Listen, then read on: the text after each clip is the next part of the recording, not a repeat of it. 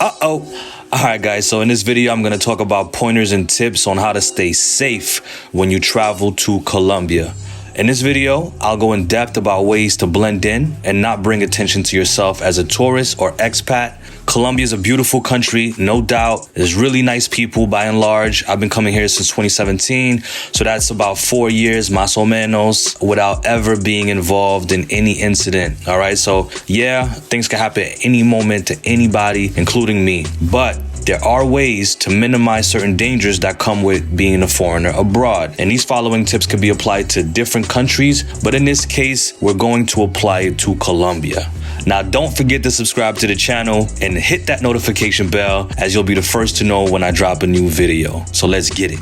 All right, so you landed in Colombia, you passed customs, everything is gravy. You're gonna need money, you're gonna need Colombian pesos if you haven't exchanged your money where you're from. And I don't recommend you exchange your money where you're from. I recommend you do it when you get to Colombia, but that's another video. So before you leave the airport and take a cab, I highly recommend you use your debit card and withdraw at least money for the next 2 to 3 days. By having Colombian pesos in your possession right at the airport, you won't have to look for an ATM on the street, especially in a city you're not too familiar with, okay? Now, when you get to where you're staying, your Airbnb host or hotel receptionist can always direct you to a safe bank with an ATM or a money exchange place that you could go to anytime after your initial money runs out. How much money you need? Now, that's another video, and that also depends on how much you like to spend. As you leave the airport, you're gonna see a lot of taxis, a lot of taxi drivers. You might even get a guy that's gonna come up to you and ask you, do you need a taxi? Make sure the guy that comes up to you has a uniform on. Make sure that the company that he works with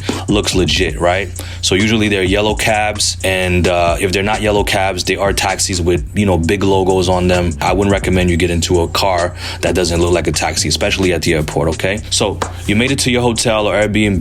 You probably want to go eat. If you don't know where to go eat something, you could always ask your Airbnb host or receptionist, and they'll be more than glad to help you with that. You could always also pop up your Google Maps and check out what's around you. But 9 times out of 10, people in Colombia, they always want to help you get situated, okay? So while you're in the city, I recommend taking an Uber, especially in a big city like Bogota or Medellin. There's lots of them. They come fast, and you could always share your location via the app with your friends back home or in Colombia. Taxis are good too, but like I said earlier, make sure you get a yellow cab, and it's usually safe and cheap.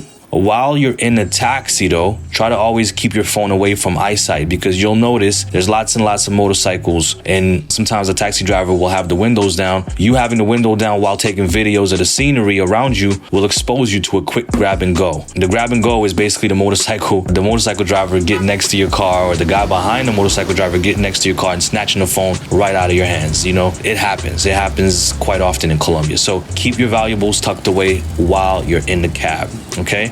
Outside, out and about during the day, a lot of people got their phones out on the bus, on the train. It's not a big deal. Everybody got smartphones. So, it's not much of a big deal, but just be aware of your surroundings. But I wouldn't recommend you do that at night. All right. So that's my little tip.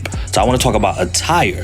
If you dress smart casual, let's say some jeans, some sneakers, a polo, a nice t-shirt, and you walk with confidence, most locals, they'll walk right past you, and they might even think that you're a fellow Colombian. Blend in. And also, it's going to help you with the opposite sex. When you go out, I recommend you keep about $50 in your pocket. That's about 150,000 pesos, 170,000 pesos. And if you have more, put it somewhere that's out of reach, like in your shoe or something, okay? Because if you get mugged and you have money to give, you give your little $50, here you go, and you still have money to take a cab back or continue with your night if you're still in the mood. All right, so because after getting mugged, you might be like, what, this is it for me. I'm going back home. But if not, you still got some money. You could just write it off as just a little loss. Now, I'm not the one to judge. I personally don't recommend you partake in any illegal activities while traveling in Colombia or abroad, period. I think everybody that's watching this video is a grown adult, so we all make our own decisions, but don't complain that you got set up or robbed after you were out looking for hookers and blow,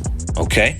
Now, this leads me to alcohol consumption. Some of us, or most, like to get our little drink on, a nice beer, some shots. But of course, don't get drunk while you're out and about in Colombia. It's a big no-no. You know, 1 or 2 drinks is all right, but if you really need to drink more, you know, do it inside your Airbnb or hotel room, because as you stumble outside looking for a cab, you won't know who is watching you. You won't know who's plotting. And by the time you do, it'll be too late. So take my advice or don't take my advice. Now, never, ever, ever leave your drinks unattended.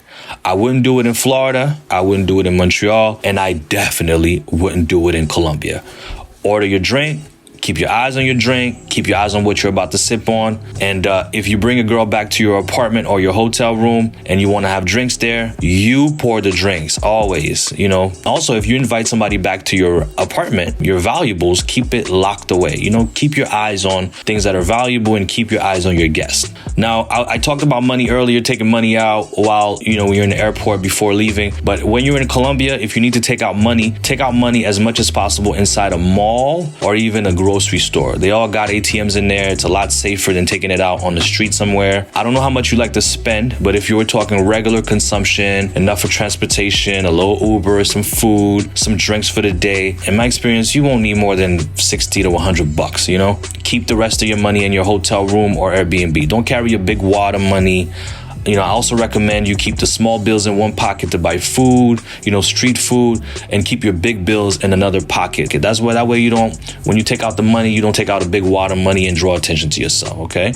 So this concludes the first part on how to stay safe while being in Colombia. Stay tuned for part 2. I hope this was helpful, informative, and please let me know in the comments your good or bad experience while traveling abroad, all right? I give a big shout out to you guys, and see you on the next video.